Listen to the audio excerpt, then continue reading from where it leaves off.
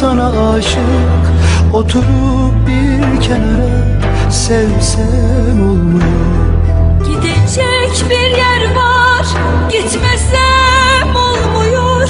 Gidip de geri dönesim gelmiyor. Her şey bomboş, gerçek olan sensin.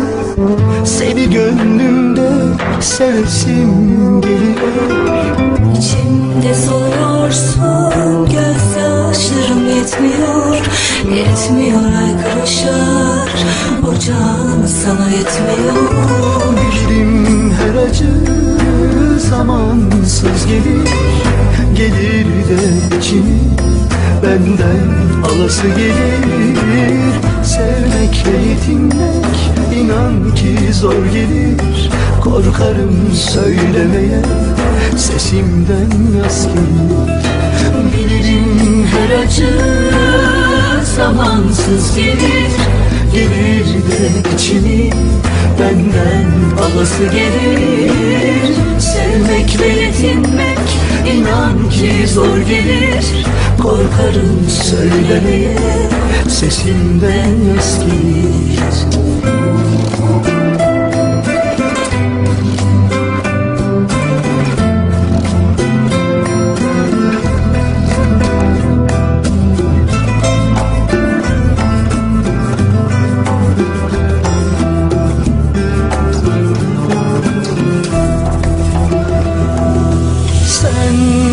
Aşık, ben sana aşık, oturup bir kenara sevsem olmuyor.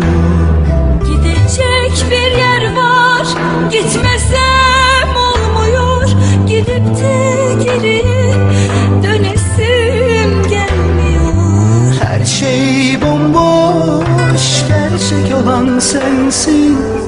Seni gönlümde sevesim geliyor.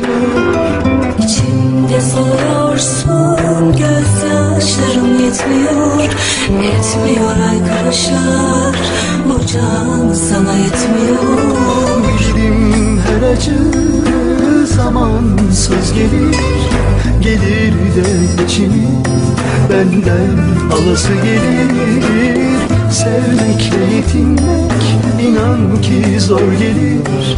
Korkarım söylemeye, sesimden yas gelir. Bilirim her acı zamansız gelir. Gelir de içimi benden alası gelir. Sevmekle yetinmek inan ki zor gelir.